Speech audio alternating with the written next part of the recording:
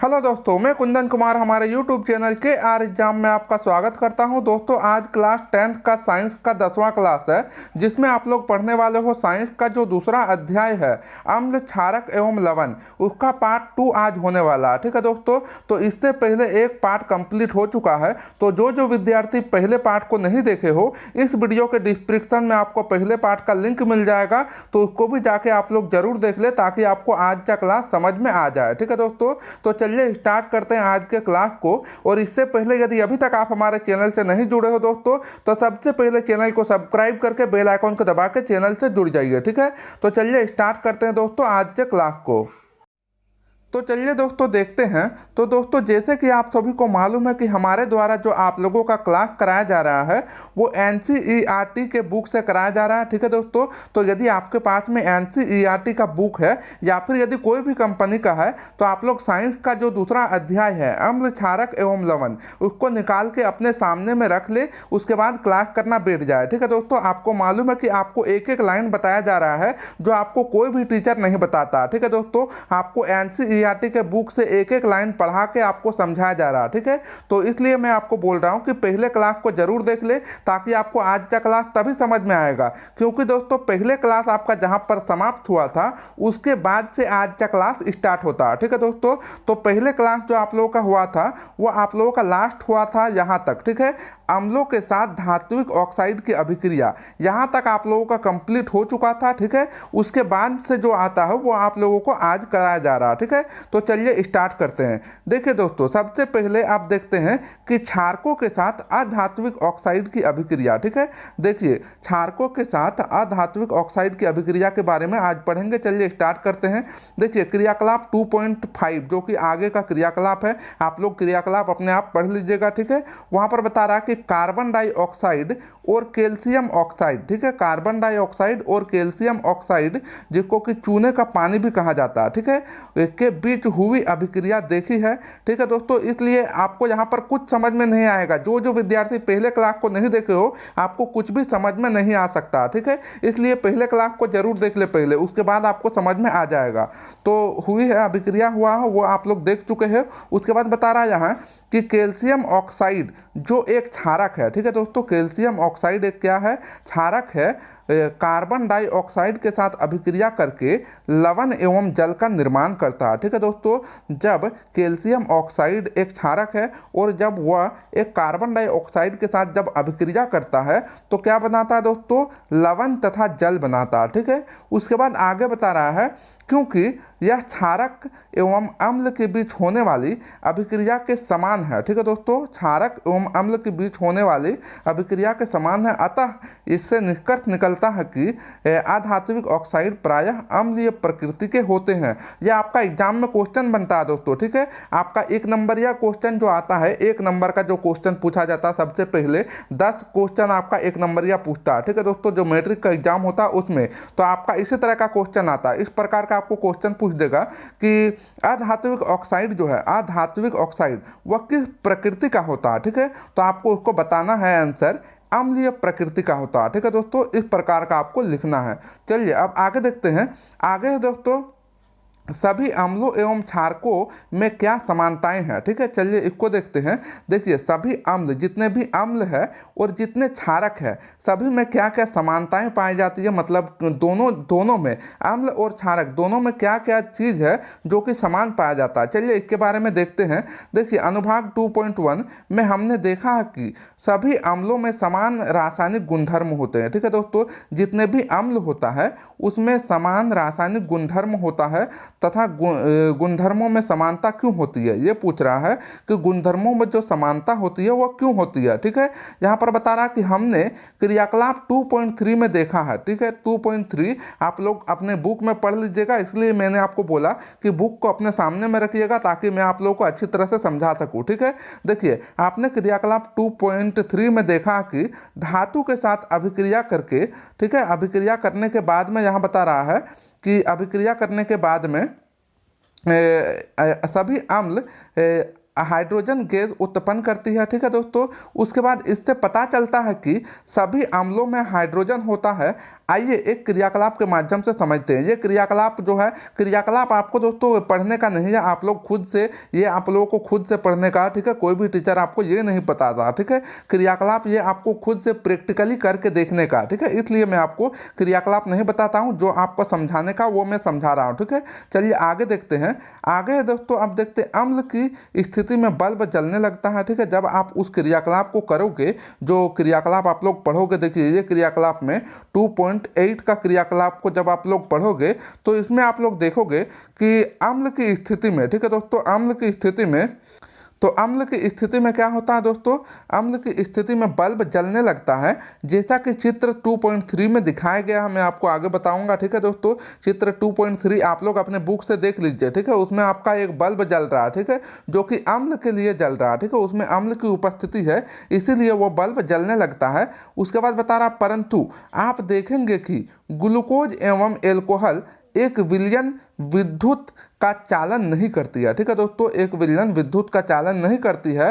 Bulb के जलने से यह पता चलता है कि विलयन से विद्युत का प्रवाह हो रहा है। ठीक है दोस्तों, यदि बल्ब जल जाता है तो हमको यह पता चलता है कि उस जो विलयन है, मतलब जो विलयन 2.8 में दिखाया गया है, उस विलयन में यह पता चलता है कि जो मतलब जो बल्ब जल रहा है वो किस कारण से जल रहा है, क्योंकि उसमें अम्ल का प्रवाह है। ठीक है, उसके बाद आगे बता रहा कि अम्लीय विलयन में विद्युत धारा का प्रवाह अम्ल में उपस्थित नहीं, इन्हीं आयनों की वजह से होता है। ठीक है, इन्हीं आयनों की वजह से होती है। आपको मालूम होना चाहिए कि अम्ल में कौन सा अम्ल जो प्लस या फिर माइनस, ठीक है दोस्तों, दो प्रकार का चिन्ह होता है, जैसे कि आप लोगों को मालूम है। ठीक है, एक होता है प्लस और एक होता है माइनस। तो दोस्तों जो अम्ल में होता है पावर, वो होता है H+ आयन होता है। ठीक है, और यदि आप माइनस मतलब क्षारक में यदि आप देखते हो तो OH- आयन होता है। ठीक है दोस्तों, OH- आयन होता है किसमें, क्षारक में। ठीक है, चलिए आगे देखते हैं। आगे बता रहा है यहाँ कि अम्लों में धनायन, ठीक है, प्लस, तथा क्षारकों में ऋणायन, जैसे कि Cl-। ठीक है दोस्तों, मतलब क्षारक में माइनस होता है हमेशा और अम्लों में क्या होता है प्लस। ठीक है, जैसे कि यहाँ पर HNO3 तथा HNO-। ठीक है, इसमें माइनस आपका आ जा रहा है। उसके बाद CH और COOH। ठीक है, तो ये सभी यहाँ पर बताया गया है। उसके बाद यहाँ आगे बता रहा है, क्योंकि अम्ल की उपस्थिति में धनायन H+ है तथा इससे ज्ञात होता है कि अम्ल विलयन के साथ H+ आयन उत्पन्न करता है। ये आपको याद रखना है, ये भी आपका एक क्वेश्चन बनता है दोस्तों एग्जाम में। ठीक है, आपका एग्जाम में यह भी एक क्वेश्चन बनेगा कि अम्ल में हाइड्रोजन आयन जो होता है वो किस प्रकार का होता है। तो आपको बताना है H+ आयन होता है उसमें। ठीक है, H+ आयन उसमें पाया जाता है हाइड्रोजन में। ठीक है, उसके बाद आगे बता रहा है कि तथा इसी कारण से इसका गुणधर्म जो होता है वो अम्लीय होता है। ठीक है, इसी कारण से ये जो H+ पाया जाता है, इसी कारण से उसका गुणधर्म, मतलब उसका जो है गुणधर्म, आपको अम्लों के बारे में बताया गया है। अम्ल किसे कहते हैं, जिसका स्वाद खट्टा होता है। ठीक है दोस्तों, तो उसका जो स्वाद खट्टा होता है उसको किस लिए होता है, क्योंकि उसमें H+ आयन पाया जाता है। ठीक है, उसके बाद आगे बता रहा है कि सोडियम हाइड्रोक्साइड, जो कि आपको बताया गया है NaOH। ठीक है दोस्तों, सोडियम हाइड्रोक्साइड का सूत्र होता है NaOH। ठीक है, NaOH कैल्शियम हाइड्रोक्साइड आदि जैसे क्षारकों का उपयोग करके इस क्रियाकलाप को दोहराइए। आपको खुद से दोहराने बोल रहा है। ठीक है, उसके बाद बता रहा कि इस क्रियाकलाप के परिणामों को आप क्या निष्कर्ष निकाल सकते हैं। ठीक है, चलिए आगे देखते हैं। आगे बता रहा दोस्तों, आप देखते हैं जलीय विलयन में अम्ल या क्षारक का क्या होता है। ठीक है, चलिए इसको पढ़ते हैं। देखिए क्या होता है, केवल जलीय, क्या अम्ल केवल जलीय विलयन से आयन उत्पन्न करते हैं। आइए इसकी जांच करते हैं। ठीक है, तो यहाँ पर आपका जो है ये क्रियाकलाप को आप लोग खुद पढ़ लीजिएगा। मैंने आपको बार बार बता रहा हूँ, क्रियाकलाप यदि आपको पढ़ाने का है तो आप यदि मेरे सामने में यदि बैठे रहते तो मैं आपको क्रियाकलाप करके दिखा सकता, लेकिन आप लोग तो मेरे सामने में नहीं हो, आप लोग ऑनलाइन पढ़ रहे हो। ठीक है दोस्तों, इसलिए ये क्रियाकलाप को बताने से कोई फ़ायदा नहीं होने वाला। ठीक है, बेकार सिर्फ आप लोगों का टाइम पास होगा। ठीक है, चलिए आगे देखते हैं। आगे देखते हैं दोस्तों, यहाँ पर बता रहा है कि इस प्रयोग से जब आप वो क्रियाकलाप को करोगे, उस प्रयोग से आपको यह स्पष्ट होता है कि जल की उपस्थिति में HCl, ठीक है दोस्तों, HCl जो कि हाइड्रोक्लोरिक अम्ल होता है, जो कि जिसको कि कहा जाता है सबसे प्रबल अम्ल कहा जाता है। ठीक है दोस्तों, सबसे प्रबल मैंने आपको पिछले क्लास में भी बताया है कि सबसे प्रबल मतलब सबसे शक्तिशाली यदि अम्ल पूछेगा तो ये हो जाएगा HCl हाइड्रोक्लोरिक अम्ल। ठीक है दोस्तों, और सबसे प्रबल यदि क्षारक पूछेगा तो आपको बताना है NaOH। ठीक है, NaOH जिसको कहा जाता है सोडियम हाइड्रोक्साइड। ठीक है, ये होता है सबसे शक्तिशाली क्षारक और ये होता है सबसे शक्तिशाली अम्ल। ठीक है, चलिए आगे देखते हैं। आगे बता रहा दोस्तों, आयन उत्पन्न करते हैं तथा जल की उपस्थिति में HCl अणुओं में H+ आयन पृथक नहीं हो सकते। ठीक है, देखिए यहाँ पर ये दिखा रहा है, ये समीकरण को आप समझिए। ठीक है, मैं आपको समझा रहा हूँ। देखिए HCl हाइड्रोक्लोरिक अम्ल प्लस H2O ये दोनों जब मिला तो क्या क्या बना, H3O+ बन गया प्लस Cl- बन गया। ठीक है दोस्तों, चलिए आगे बता रहा है यहाँ कि हाइड्रोजन आयन स्वतंत्र रूप से नहीं रह सकते हैं। ठीक है दोस्तों, हाइड्रोजन जो आयन होता है वह हमेशा स्वतंत्र रूप में नहीं रह सकता है, लेकिन ये जल के अणुओं के साथ मिलकर रह सकते हैं। ठीक है दोस्तों, यह जल के अणुओं के साथ मिलकर रह सकते हैं, इसीलिए हाइड्रोजन आयन को सदैव H+ या हाइड्रोनियम आयन से दर्शाना चाहिए। ठीक है, हमने देखा है कि अम्ल जल में H3O+ अथवा H+ आयन प्रदान करता है। आइए देखें कि इस पर क्षारक के क्या अभिक्रिया होता है, ये सब आपको खुद से करने का है। ठीक है, चलिए अब आगे देखते हैं। आगे बता रहा दोस्तों, क्षारक जल की ऑक्साइड। ठीक है, क्षारक जल में हाइड्रोक्साइड आयन उत्पन्न करते हैं, जो कि मैंने आपको आगे बताया। ये क्वेश्चन आपका बहुत इंपॉर्टेंट क्वेश्चन बन जाता है दोस्तों। पहला जो बनता है OH- आयन एक बनता है। ठीक है, और दूसरा जो बनता है वो H+ आयन बनता है, और H+ जो आयन बनता है ये बनता है अम्ल में, और OH- आयन जो बनता है ये बनता है क्षारक में। ठीक है, चलिए आगे देखते हैं। तो यहीं पर यह बता रहा कि क्षारक जल में हाइड्रोक्साइड आयन उत्पन्न करते हैं, जल में घुलनशील क्षारक को क्षार कहते हैं। ठीक है दोस्तों, आपको ये क्वेश्चन एक बताना है कि आपका जो आप जानते हो कि क्षारक किसे कहते हो। ठीक है दोस्तों, क्षारक के बारे में मैंने आपको बताया है, लेकिन यदि सिर्फ क्षार पूछ दिया, क्षार और क्षारक अलग अलग है। ठीक है दोस्तों, आपको कंफ्यूज नहीं होना, क्षार और क्षारक अलग अलग है। तो आपको यदि पूछेगा क्षारक का मतलब परिभाषा, यदि आपको क्षार का परिभाषा पूछेगा तो आपको बताना है जल में घुलनशील क्षारक को क्षार कहते हैं, बस इतने आपको लिख देना। ठीक है, चलिए अब आगे देखते हैं। आगे बता रहा दोस्तों, यहाँ क्या आप जानते हैं, चलिए इसको देख लेते हैं। आप सभी क्षारक जल में घुलनशील नहीं होते हैं। ठीक है दोस्तों, जितने भी क्षारक होता है वह जल में घुलनशील नहीं होता है, लेकिन यहाँ बता रहा है कि जल में घुलनशील क्षारक को क्षार कहा जाता है, और जो क्षारक जल में घुल जाता है उसको क्या कहते हैं, क्षार कहते हैं। ठीक है, इसका स्पर्श जो है साबुन की तरह स्वाद कड़वा होता है तथा प्रकृति संक्षारण होती है, उसके बाद संक्षारक होती है, उसके बाद इन्हें कभी भी छूना या चखना नहीं चाहिए। ठीक है दोस्तों, किसको, यहाँ पर बता रहा है क्षार को। ठीक है दोस्तों, क्षार को, क्योंकि ये हानिकारक होते हैं। सारणी 2.1 में कौन से क्षार हैं और कौन सा क्षारक है ये आपको पूछा, आप लोग देख लीजिए अपने बुक में। ठीक है, चलिए आगे देखते हैं। आगे बता रहा दोस्तों यहाँ कि अब तक हम जान चुके हैं कि अभी सभी अम्ल में क्या होता है, H+ आयन होता है, और सभी क्षारक में OH- आयन होता है। ठीक है दोस्तों, उसके बाद अब हम उदासीनीकरण अभिक्रिया को निम्नलिखित रूप से व्यक्त कर सकते हैं। अम्ल प्लस क्षारक मिलकर लवण प्लस जल बताता है, जो कि मैंने आपको पहले क्लास में बता चुका हूँ उदासीनीकरण अभिक्रिया के बारे में। ठीक है, चलिए आगे देखते हैं।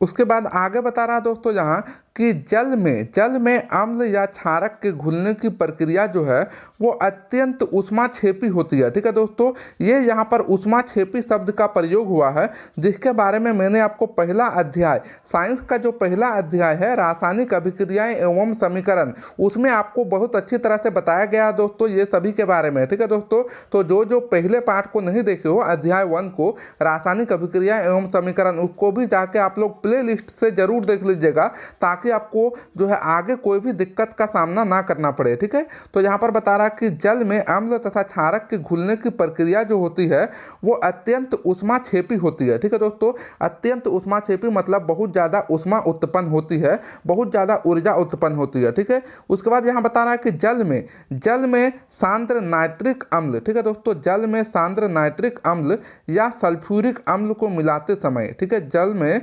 सांद्र नाइट्रिक अम्ल तथा सल्फ्यूरिक अम्ल को मिलाते समय अत्यंत सावधानी बरतनी चाहिए। अत्यंत मतलब बहुत ज़्यादा सावधानी बरतनी चाहिए, क्योंकि दोस्तों इसमें आप जल सकते हो। ठीक है, इसमें आपको जो है बहुत हानि हो सकती है। वहीं पर यहाँ पर बता रहा है कि अम्ल को सदैव धीरे धीरे तथा जल को लगातार हिलाते हुए जल में मिलाना चाहिए। सांद्र अम्ल में जल मिलाने से उत्पन्न ऊष्मा के कारण मिश्रण जो होता है वह अस्फलित होती है। ठीक है, अस्फलित होकर बाहर आ जाती है, जिससे आप जल सकते हो। वही यहाँ पर बता रहा है। ठीक है, इसलिए ये किसी को भी घर में नहीं करना चाहिए। ये जो करते हैं टीचर, बड़े बड़े स्कूलों में टीचर जो है लैब में करके दिखाते हैं स्टूडेंटों को प्रैक्टिकली भी। ठीक है, तो आगे बता रहा है यहाँ कि साथ ही अत्यधिक स्थानीय ताप के कारण, ठीक है दोस्तों, अत्यधिक स्थानीय मतलब उस स्थान में अत्यधिक ताप के कारण प्रयोग में उपयोग किया जा रहा कांच का पात्र भी टूट सकता है। मतलब जो कांच का पात्र जिसमें उसको रखा जाता है वो भी टूट जाता है, क्योंकि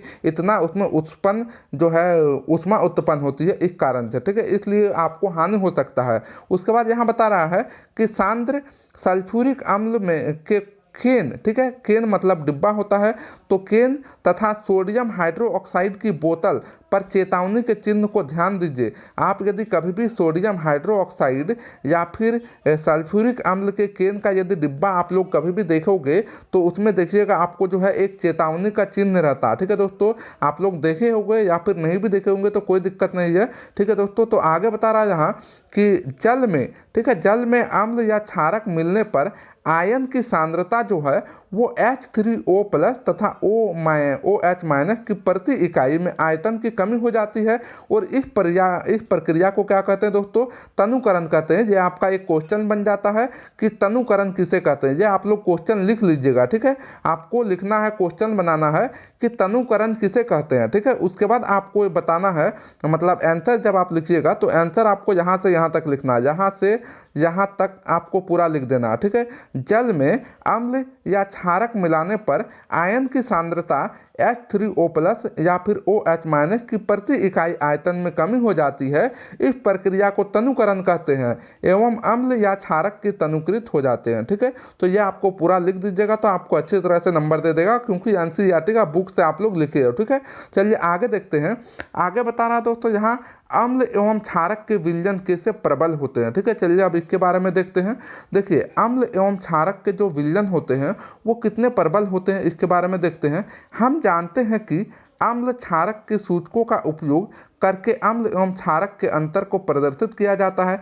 जैसे कि आपको मैंने पहले क्लास में बताया था कि लिटमस पत्र जो होता है उसमें हम लोग अम्ल और क्षारक के बारे में जान सकते हैं कि कौन सा पदार्थ अम्ल है और कौन सा क्षारक है। ठीक है, तो वहीं पर बता रहा है कि हम जानते हैं कि क्षारक, अम्ल और क्षारक के सूचकों का उपयोग करके हम अम्ल और क्षारक के अंतर को प्रदर्शित किया जा सकता है। उसके बाद पिछले अध्याय में हमने H+ अथवा OH- आयनों के विलयनों की सांद्रता कम होने तथा तनुकरण के बारे में पढ़ा है। ठीक है, उसके बाद आगे बता रहा है यहाँ कि क्या हम किसी विलयन में उपस्थित, ठीक है, किसी विलयन में उपस्थित आयनों की संख्या ज्ञात कर सकते हैं। ठीक है दोस्तों, कोई भी विलयन है, किसी भी अम्ल का हो या फिर क्षारक का हो या फिर किसी का भी विलयन हो जिसमें हम लोग जान सकते हैं कि इसमें किस प्रकार का आयन है, तो उसके बारे में यहाँ बता रहा है कि क्या हम ज्ञात कर सकते हैं कि विलयन में अम्ल अथवा क्षारक कितना प्रबल है, मतलब कितना शक्तिशाली है। ठीक है, उसके बाद आगे बता रहा है यहाँ कि इसको जानने के लिए हम सार्वत्रिक सूचक, ठीक है दोस्तों, सार्वत्रिक सूचक जो अनेक सूचकों का मिश्रण होता है के उपयोग करके ज्ञात कर सकते हैं। सार्वत्रिक सूचक किसी विलयन में हाइड्रोजन आयन की विभिन्नता जो है सांद्रता को विभिन्न रंगों में प्रदर्शित करती है। ठीक है दोस्तों, इसको आप समझिए यहाँ पर क्या कह रहा है। देखिए, यहाँ पर कह रहा है कि इसको जानने के लिए, ठीक है, हम सार्वत्रिक सूचक जो होता है, मतलब जैसे कि लिटमस हो गया, ठीक है, उसके बाद और भी बहुत सारा सूचक होता है जैसे कि हल्दी हो गया, ठीक है, का उपयोग करके यहाँ पर बता रहा कि अनेक सूचकों का मिश्रण होता है का उपयोग करके ज्ञात कर सकते हैं कि सार्वत्रिक सूचक किसी विलयन में, ठीक है, सार्वत्रिक सूचक जो है वो किसी विलयन में हाइड्रोजन आयन, ठीक है, मतलब H+ आयन, उसके बाद बता रहा कि विभिन्न सांद्रता को विभिन्न रंगों में प्रदर्शित करते हैं। ठीक है, उसके बाद आगे बता रहा यहाँ कि किसी विलयन में उपस्थित हाइड्रोजन आयन की सांद्रता कोई भी विलयन है जिसमें उपस्थित हाइड्रोजन आयन की सांद्रता ज्ञात करने के लिए एक स्केल का उपयोग किया जाता है जिसको कि पीएच स्केल कहते हैं। ये आपका एक क्वेश्चन बन जाएगा और आपको दोस्तों इसके बारे में जो है आगे अगला जो क्लास होगा आपका साइंस का उसमें आपको डिटेल में बताया जाएगा। ठीक है दोस्तों, पीएच स्केल के बारे में और भी जितना कुछ है ये सब के बारे में आपको अगले क्लास में बताया जाएगा। तो यहाँ पर बता रहा कि ये आप एक क्वेश्चन लिख लीजिएगा। ठीक है, मैं आपको लिखा दे रहा हूँ यहाँ। सबसे पहले आपको लिखना पीएच स्केल किसे कहते हैं। क्वेश्चन आपको बनाना है पीएच स्केल किसे कहते हैं, तो आपको इसका जो आंसर लिखना वो लिखना किसी विलयन में उपस्थित हाइड्रोजन आयन की सांद्रता ज्ञात करने के लिए एक स्केल का उपयोग किया जाता है, उसको पीएच स्केल कहते हैं। ठीक है दोस्तों, तो यहाँ से यहाँ तक आपको लिख लेना इसका आंसर। ठीक है, उसके बाद आगे बता रहा यहाँ कि इस पीएच में पी सूचक है। ठीक है दोस्तों, इस पीएच में क्या है, पी सूचक है पुशांश, जो एक जर्मन शब्द है। ठीक है, पुशांश जो है वो एक क्या है, पुशांश एक जर्मन शब्द है। ठीक है, मतलब जर्मन जो देश है, अलग देश है, वहाँ का एक शब्द है। इसका अर्थ होता है शक्ति। ठीक है, इसका अर्थ क्या होता है दोस्तों, शक्ति। और इस पीएच स्केल में सामान्यतः इसे शून्य से अधिक मतलब 14। ठीक है दोस्तों, 0 से अधिक मतलब 14 तक का पीएच ज्ञात कर सकते हैं। जो पीएच स्केल होता है दोस्तों, ये भी आपका एक क्वेश्चन बन जाता है कि पीएच स्केल जो होता है इस प्रकार का होता है, जो कि मैंने आपको अगले क्लास में बताऊंगा। ठीक है दोस्तों, पीएच स्केल में 14 तक का प्रास होता है। ठीक है, 14 तक का, जिसमें 7 से कम जो होता है वो अम्ल होता है और 7 से अधिक जो होता है वो क्षारक होता है। ठीक है, जिसके बारे में मैं आपको अगले क्लास में बताऊंगा। ठीक है दोस्तों, तो यहीं पर वही बता रहा कि 14 तक पीएच स्केल ज्ञात कर सकते हैं। और साधारण भाषा में पीएच एक ऐसी संख्या के रूप में देखना चाहिए, पीएच को एक ऐसी संख्या के रूप में देखना चाहिए जो किसी विलयन की अम्लता अथवा क्षारकीयता को दर्शाते हैं। और हाइड्रोनियम आयन की सांद्रता जितनी अधिक होगी उसका पीएच मान भी उतना कम होगा। ठीक है दोस्तों, यहाँ पर वही बता रहा है। तो आपको इससे जितने भी दोस्तों मेन पॉइंट निकल के आएंगे सभी मैं आपको लिखाऊंगा। ठीक है दोस्तों, तो सभी आपको लिखाया जाएगा, जितने भी आपका जो है मेन पॉइंट आएगा। ठीक है, जितने भी मेन पॉइंट आपका पूरा चैप्टर में निकल के आएगा सभी को आपको हमारे द्वारा एक पीडीएफ आपको प्रोवाइड कर दिया जाएगा और सभी को आपको समझाया जाएगा। ठीक है दोस्तों, जैसे ही आपका ये लेसन खत्म होगा उसके बाद में। ठीक है, उसके बाद यहाँ बता रहा है कि किसी भी उदासीन विलयन, ठीक है, यहाँ पर बता रहा है कि किसी भी उदासीन विलयन के पीएच मान 7 होगा। यदि पीएच स्केल में किसी विलयन का मान 7 से कम है तो अम्लीय विलयन होगा, और यदि 7 से अधिक है तो क्षारकीय विलयन ये होता है। ठीक है दोस्तों, 7 से अधिक होता है तो क्षारकीय होता है। उसके बाद बता रहा कि 14 तक बढ़ता है तो वह विलयन OH माइनस की सांद्रता के मतलब OH माइनस मतलब क्षारकीय होता है। ठीक है, कि वृद्धि को दर्शाता है, अर्थात वह क्षार की शक्ति बढ़ जाती है। सामान्य पीएच स्केल को सार्वत्रिक सूचक उसके बाद बता रहा कि अंतर्भरित पेपर द्वारा ज्ञात किया जाता है। ठीक है दोस्तों, जिसके बारे में मैं आपको अब अगले क्लास में बताऊंगा। आज का क्लास फिर ज़्यादा लंबा हो जाएगा तो फिर आप लोग भी सोचने लगेगा कि इतना लंबा आप लोग भी बोर हो जाइएगा। ठीक है दोस्तों, इसलिए आज का क्लास यहीं समाप्त करते हैं। ठीक है दोस्तों, आपका नेक्स्ट क्लास यहीं से आपका शुरू होगा और आपको अच्छी तरह से समझाया जाएगा। ठीक है दोस्तों, तब तक के लिए बाय। और चैनल को यदि अभी तक सब्सक्राइब नहीं किए हैं तो चैनल को सब्सक्राइब करके बेल आइकन को दबा के चैनल से जुड़ जाइए दोस्तों, ताकि आपको हर अपडेट तुरंत मिल सके। थैंक यू, धन्यवाद।